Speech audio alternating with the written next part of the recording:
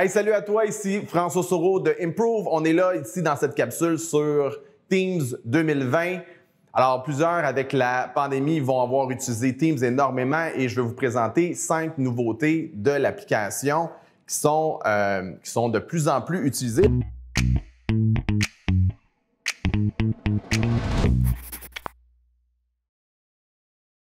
Alors, on va tout de suite aller dans Teams à l'instant. Par défaut, lorsque vous êtes à l'intérieur de l'application, souvent les gens ne savent pas, vous pouvez aller sur Aide et vous pouvez aller consulter Nouveautés. Alors, c'est pas que je veux pas vous voir que vous venez dans la capsule, mais évidemment, si vous voulez aller fouiner un petit peu, aller voir par vous-même ou aller vous remémorer les trucs que je vais vous donner, vous allez voir les trucs que je vais vous donner sont là à partir de février 2020 et etc. Donc là, on est présentement en juillet.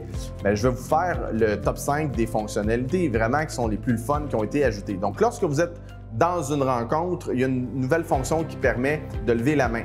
Alors ça, vous êtes probablement au courant de ça pour certains d'entre vous, mais d'autres ne savent pas ce petit détail qui est vraiment important. Donc quand vous êtes dans une réunion, surtout avec 15, 20, 30, 50 personnes, le maximum est à 250 par défaut, bien, lever la main devient intéressant pour l'animateur. Ça, c'est une chose qui est très importante. L'autre chose, quand je suis dans les conversations, je suis capable de faire un bouton de droit ici. Et maintenant, ça, c'est nouveau, je suis capable de séparer la conversation, d'avoir une séparation. Donc, je peux avoir plusieurs fenêtres des conversations où je peux chatter avec les gens en parallèle. Ça, c'est vraiment le fun. Ils ont rajouté cet élément-là qui fait une belle différence à ce niveau-là.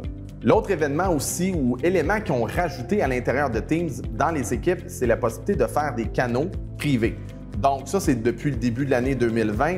Beaucoup de gens qui ont une connaissance de Teams depuis quelques années ne savent pas ce détail. Donc moi, par exemple, ici, vous voyez dans l'exemple ressources humaines, j'ai général ici, évaluation du personnel cadre et ici, j'ai un petit cadenas. Donc ça permet à ce moment-là aux gens de pouvoir limiter le canal à des personnes spécifiques à ce niveau-là. Et ça, c'est nouveau dans Teams. Pour faire ça, vous cliquez sur « Options » dans « Gérer l'équipe » ou « Ajouter un canal » et vous allez pouvoir ajouter un canal privé. Élément hyper important, vous ne pouvez pas partir d'un canal existant et le transformer en privé, malheureusement. Donc, si vous êtes déjà expérimenté et vous avez un canal que vous utilisez depuis longtemps, vous ne pouvez malheureusement pas le modifier. Ensuite de ça, l'autre truc qui a été rajouté, c'est des balises. Ça n'existait pas au tout début. Alors, si je m'en viens dans l'équipe ici, voyez-vous, j'ai géré les balises, une fonctionnalité qui n'existait pas avant. Donc, ce que ça me permet de faire, c'est d'aller rajouter des mots-clés. Et pour faire ça, je dois être propriétaire de l'équipe, un des propriétaires. Et ce que ça me permet de faire, c'est de rajouter des mots-clés que je vais pouvoir rajouter. Donc, par exemple, j'ai mis embauche 2020. Donc, dans le cadre des ressources humaines, je vais faire ça. Ou je peux, mettons, avoir un projet XY, je peux aller le nommer et créer un mot-clé. Voici un exemple qui va être intéressant, donc évaluation salariale ou donc évaluation salariale de l'organisation. Je mets le nom de la balise, mais je pourrais juste mettre évaluation ou un mot-clé comme celui-là. Et par la suite, je vais aller lier les gens dans l'équipe pour leur permettre de communiquer entre eux sur le mot-clé, ce qu'on appelle la balise.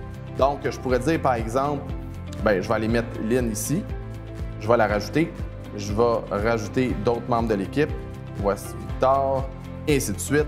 Et là, je pourrais rajouter plusieurs personnes. Et ça, c'est vraiment fantastique parce qu'une fois que je suis là, et je reviens dans mon équipe, si je suis dans mon équipe générale, je peux décider d'aller écrire « at », puis aller mettre, mettons, « évaluation », puis vous voyez, « évaluation » apparaît, et là, tous les gens impliqués. C'est comme une mini liste de distribution appliquée à l'équipe sur des thématiques super intéressantes. Donc ça permet de sauver énormément de temps. Ceci conclut notre capsule sur Teams 2020. Merci d'être à l'écoute. Merci d'être là. Si vous avez des questions, n'hésitez pas, écrivez-les dans les commentaires. On les lit toutes et on va s'assurer d'être à votre écoute. Ou si vous avez des idées à ce moment-là de nouvelles capsules ou de nouveaux sujets sur l'efficacité, abonnez-vous à la chaîne. N'hésitez pas à aller voir notre site web. On est là très bientôt. À la prochaine.